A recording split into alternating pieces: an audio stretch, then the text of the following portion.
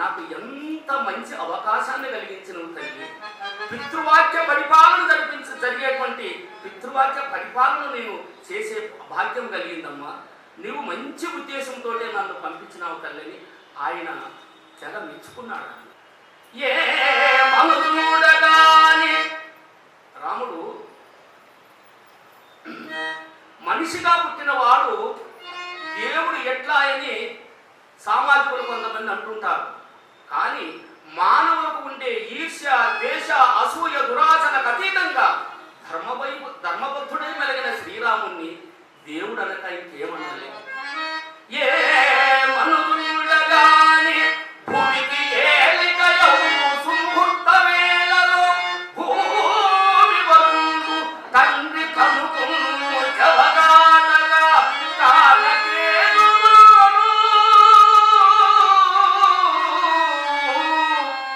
ఈ మసి ఎవడే నిగలడే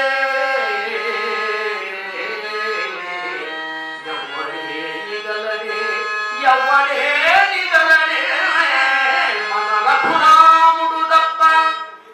అందుకే రాముడు దేవుడయ్యే, రాముడు దేవుడయ్యే, జనరంజక పాలకుడయ్యే చూడగా.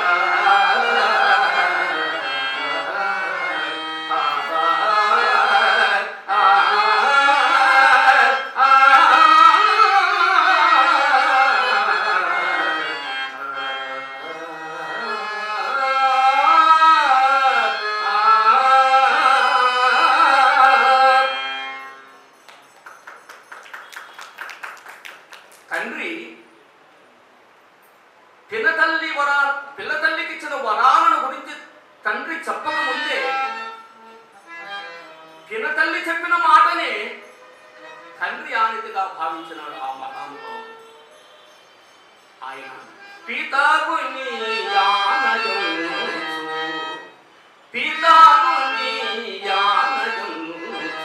తమ పిన్నమకైగా చెప్పినంతటము వ్రతముగా ఆత్మనించి వనవాసము చేసిన రాఘవుడు సూకృత పదగామి అయి వసుధ ఇచ్చిన మాటను తప్పడు ఎన్నడు. ఈ క్షితిపతి కోను సత్యమున శీర్ణి కానగా సాధ్యమునకో.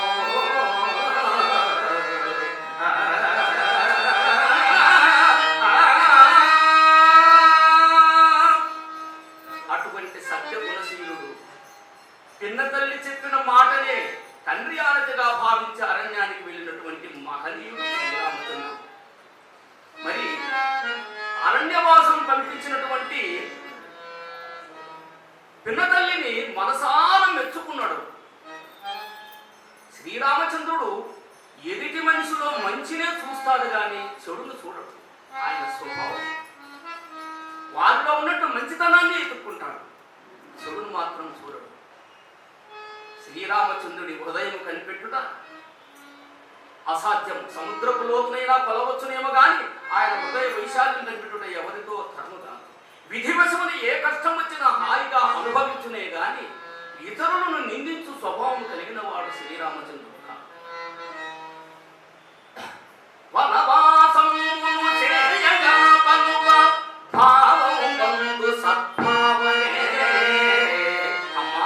నన్ను మంచి ఉద్దేశంతో నువ్వు వనవాసాలు పంపుతున్నావు తల్లి. అక్కడ ఉన్న మునీశ్వరుల వరాలు పొందమని నన్ను పంపుతున్నావు. నాకు అంతకంటే ఏమి కావాలా అని ఆయన పినతల్లిని మనసారా మెచ్చుకుంటాడు.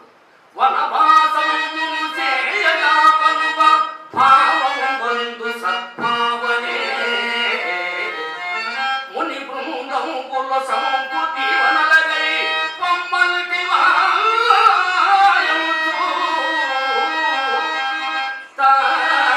పినతల్లిని మనసారా మెచ్చుకోను.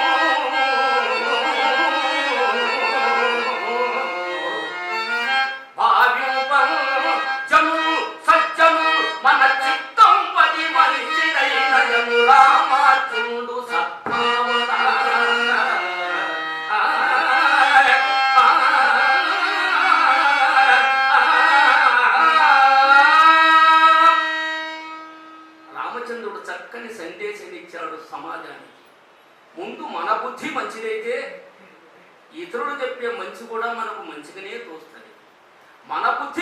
కానప్పుడు ఇతరులు ఎంత హితబోధ చేసినా, ఎంత మంచి వాక్యములు చెప్పినా మనకు చెడుగానే అనిపిస్తుంది. అటువంటి వారికి చెడే జరుగుతుంది, నమ్మిన వారికి మంచే జరుగుతుందని శ్రీరామచంద్రుడు మంచి సందేశాన్ని ఇచ్చినాడు. శ్రీరామచంద్రుడు అరణ్యవాసానికి పోవడానికి మునివేశం దాల్చినాడు, నారబట్టలు కట్టుకున్నాడు.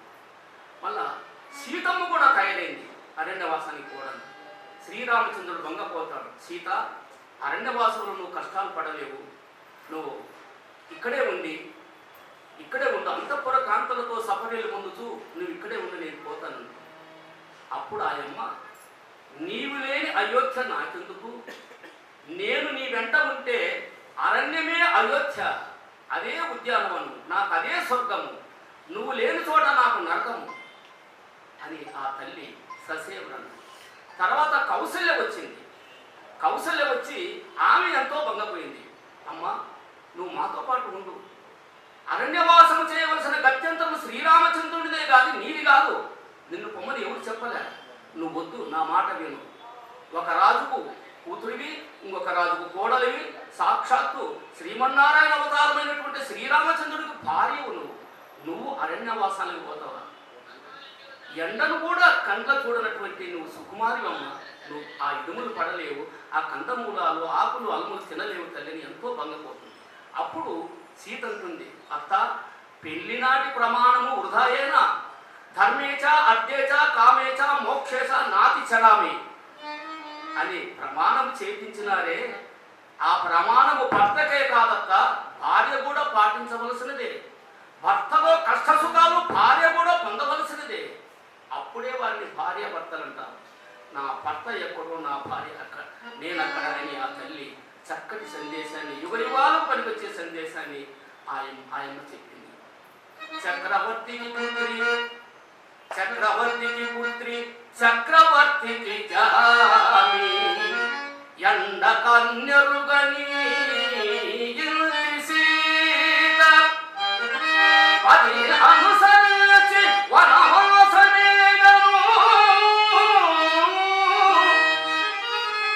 సుధకులందరికీ స్ఫూర్తి అయ్యే.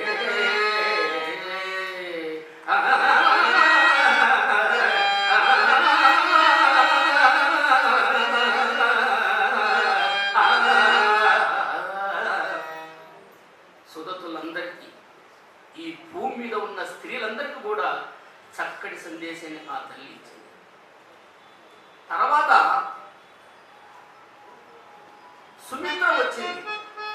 ఆయమ్మ వచ్చి సీతను పొందపోయింది. అమ్మ, నా మాటన్న ఇను తల్లి, రాముడు లేని అయోధ్యలో నువ్వు ఉండలేననుకుంటే మిథిలానగరములు నీ తండ్రి దగ్గర పోయి ఉండు, అంతఃపుర కాంతలతో సపర్యలు పొందుతూ నువ్వు ఆనందంగా ఉండము, అరణ్యానికి వద్దు అని ఆ తల్లి చెప్పినది.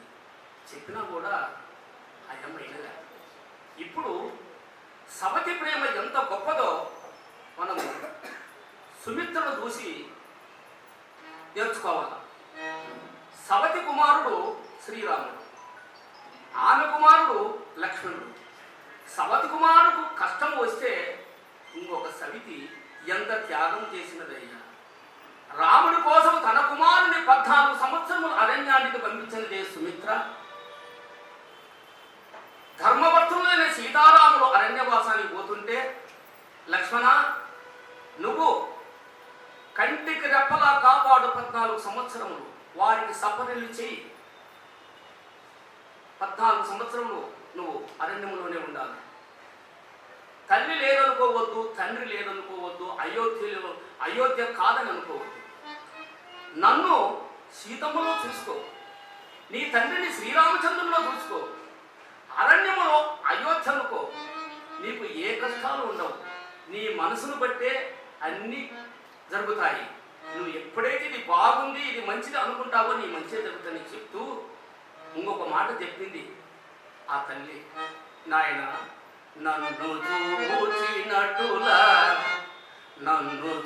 చూచినట్టులా అన్న భార్యను భక్తి చూడమని సుమిత్ర సుతునితో వదిన దశరథయుగళి భక్తి సౌమిత్రుడు మ్రొక్కుతుండగాని మోముగనడు మ్రొక్కుతుండగాని మోముగనడు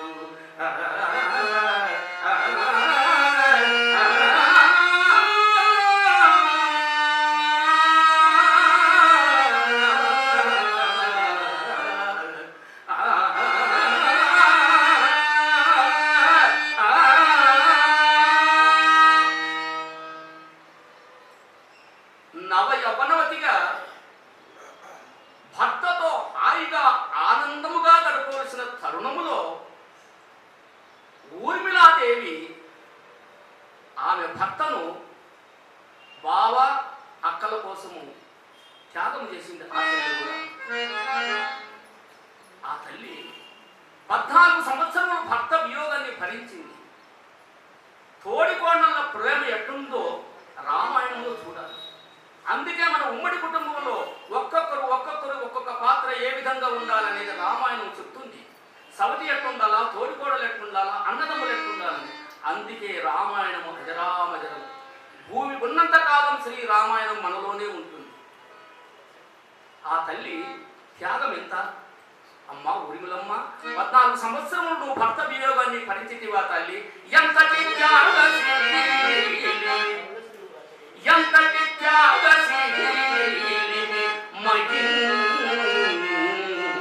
నిన్ను సుమంగళీమను ఇంటిలో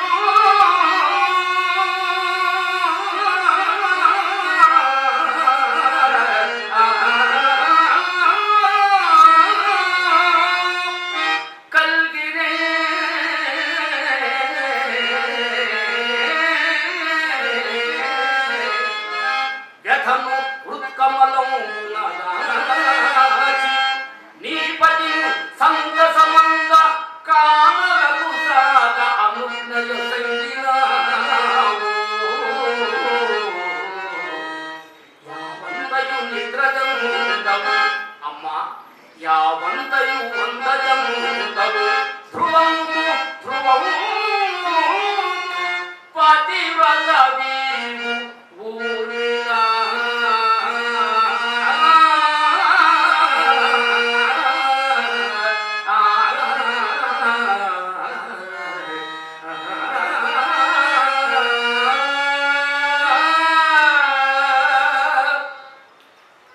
అప్పుడు అందరూ చెప్పవలసినదంతా చెప్పినారు. కానీ శ్రీరామచంద్రుడు వినలేదు, సీతమ్మ వినలేదు. ముగ్గురు అరణ్యవాసానికి బయలుదేరడానికి నారబట్టలు కట్టుకొని మునివేషం దాచినారు. అప్పుడు శ్రీరామచంద్రుడు విల్లనమ్ములు తూణీరాలు ధరిస్తున్నాడు. ధరించినప్పుడు సీతమ్మకు సందేహం కలిగినది. మునివేషము దాల్చినావు, నీకు ఈ విల్లనమ్ములు ఎందుకు? నువ్వు ఎవరితో యుద్ధం చేద్దామని తపస్సు చేసుకోవాలి మనం అరణ్యానికి పోయి. మరి నీకు ఈ విల్లనమ్ములు ఎందుకు, ఈ తూణీరాలు ఎందుకు అని అడిగినప్పుడు శ్రీరామచంద్రుడు సీతకు చెప్పిన సందేశాన్ని, స్వధర్మాన్ని విడనాడకూడదని ధర్మనిరతుడైన శ్రీరామచంద్రుడు సీతకు చక్కటి సందేశాన్ని ఇచ్చినాడు. సీత అడుగుతుంది, నాథ మునివేషమున కానకే ఉతరి అమ్ముల్ దాల్సగా ఏలనా శ్రీరాముడు జానకి సతికి తీర్పం సంగ తెల్పం విధిం ఎన వంశమున జన్మనోదితే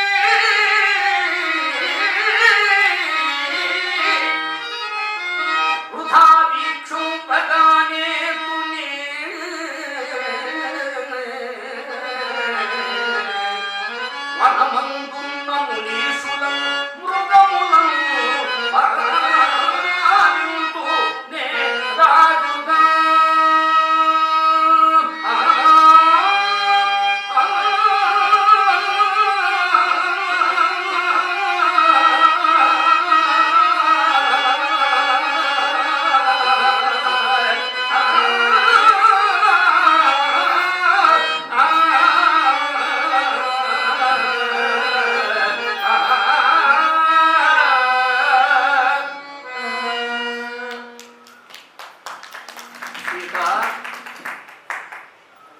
నేను విధివక్షమున ఇక్ష్వాకుల వంశములో జన్మించినాను.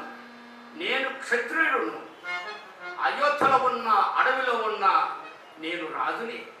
అడవి కూడా నా రాజ్యములోనిదే. అరణ్యములో మునీశ్వరుడు తపస్సు చేసుకుంటూ ఉంటారు.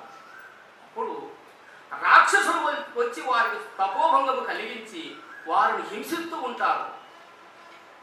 రాక్షసులను చంపి వాళ్ళను కాపాడవలసిన ధర్మము రాజధర్మము కదా. తర్వాత క్రూర మృగములు సాధు జంతువులను ఎంటాడి చంపి చంపి హింసించి చంపుతున్నాయి. ఆ సాధు జంతువులను కాపాడడం కూడా నా ధర్మమే కదా. అందుకు నేను విల్లనమ్ములు ఇవన్నీ ధరించినాను. ఎక్కడ ఉన్నా నేను ధర్మము పాటించవలసినది అని స్వధర్మాన్ని గురించి శ్రీరామచంద్రుడు చక్కని సందేశం ఇచ్చినాడు. మనకు ఒక వృత్తి ఇస్తే ఆ వృత్తినే నమ్ముకోమంటాడు శ్రీరామచంద్రుడు. వ్యవసాయం ఉంటే వ్యవసాయమే, ఉద్యోగం ఉంటే ఉద్యోగమే, వ్యాపారం అంటే వ్యాపారం. నానా విధాలుగా పోయి సంపాదన అంటే కష్టాల పాలవుతారు. అందుకని శ్రీరామచంద్రుడు వృత్తి, నేను క్షత్రియుడు కాబట్టి నా వృత్తి నేను చేస్తానన్నాడు. అట్లనే ప్రతి ఒక్కరికి కూడా సమాజానికి మంచి సందేశాన్ని శ్రీరామచంద్రుడు ఇచ్చినాడు.